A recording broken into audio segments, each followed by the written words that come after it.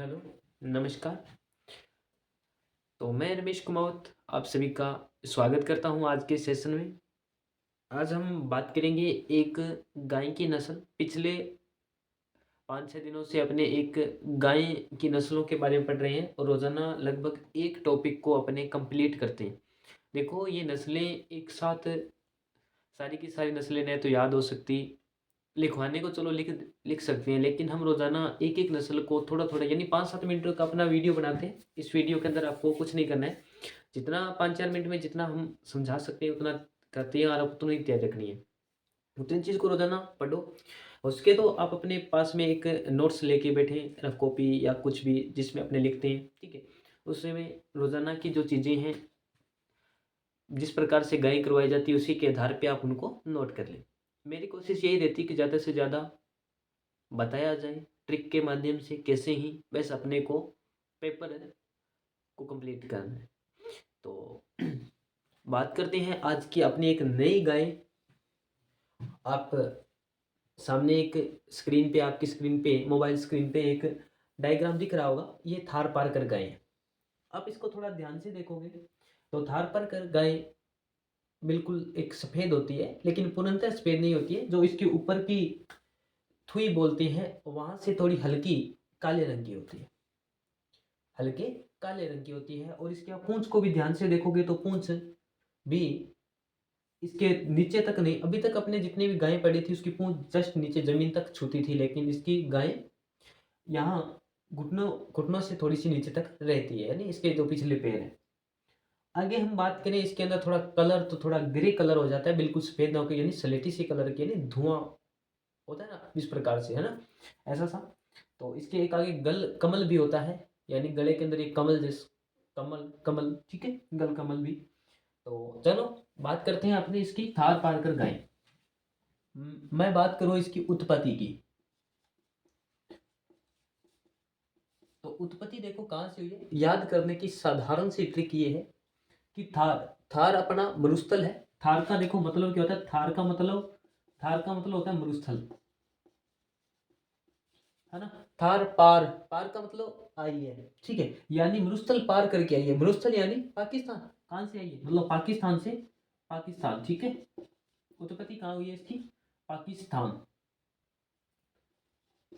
पाकिस्तान से, ठीक है? इसकी उत्पत्ति कहाँ से हुई है? पाकिस्तान से, ठीक है? और पाकिस्तान में भी कोई जगह पूछ ले तो सिंध। पाकिस्तान में दो प्रांत आते हैं अपने पास में, एक सिंध प्रांत आता है और एक पाकिस्तान एक पंजाब प्रांत आता है। तो ये सिंध प्रांत से है, ठीक है? सिंध प्रांत से, सिंध प्रांत। और सिंध के अंदर भी एक थार पारकर नाम का एक जिला पड़ता है, छोटा सा, ठीक है? तो वहां से, ठीक है? तो पाकिस्तान पाकिस्तान के सिंध प्रांत से, ठीक है? सिंध प्रांत से ये इसकी कलियरटी हुई, यानी उत्पत्ति के स्थान, ठीक है? अब ये तो उत्पत्ति है जहां से आई है। अब राजस्थान में प्रवेश करती है। राजस्थान में कहाँ पे है, ठीक है? बात करें राजस्थान में, राजस्थान में कहाँ, यानी राजस्थान में इसकी क्या स्थिति है, राजस्थान में कहाँ का इसकी वितरण है, कहाँ कहाँ कहाँ वितरित है।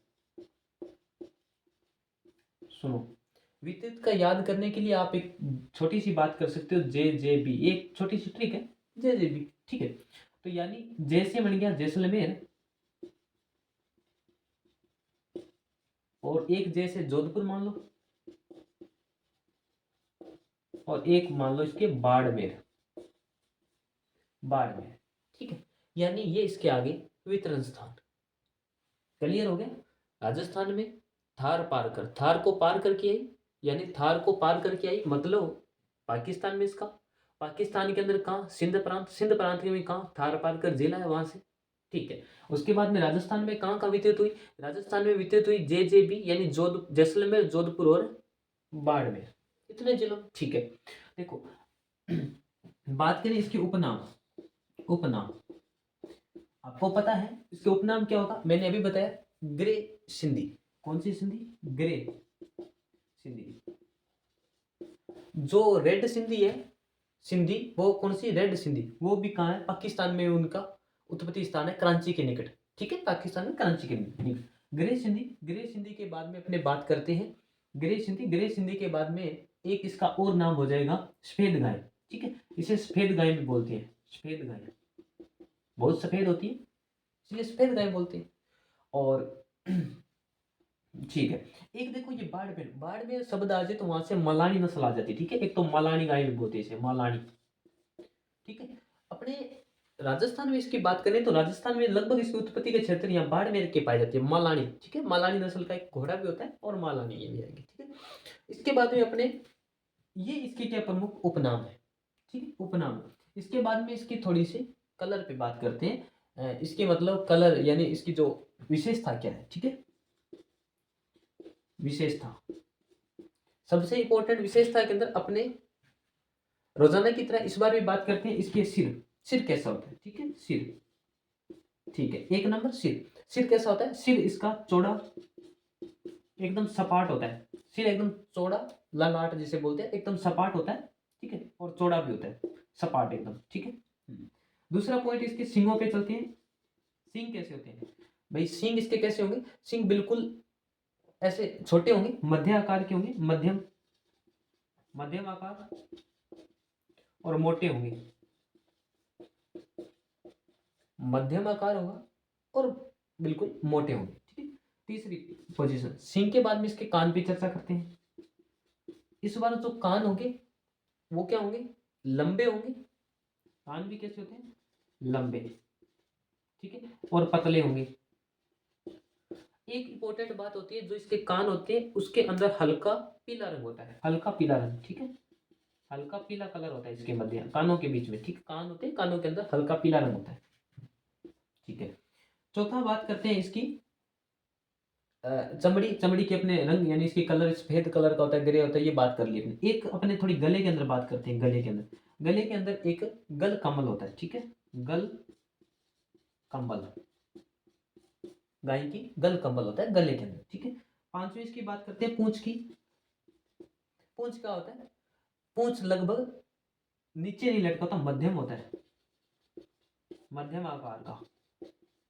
ठीक है, बिल्कुल एकदम जमीन तक नहीं होता है, जो फुट एंगल होते हैं वहां तक ये लगभग होता है। ठीक है, मध्यम आकार का। ये इसकी क्या थी, इसकी शरीर की जो विशेषताएं थी उस पर अपने बात की। तो थोड़ी सी और बात कर लेते हैं अब, थोड़ा अपने दूध पे बात कर लेते हैं। इसकी दूध क्षमता की बात करूं तो इसकी दूध क्षमता होती है लगभग 1500 लेके 2000 लीटर। ठीक है, 1500 लेके 2000 लीटर प्रति ब्यावत।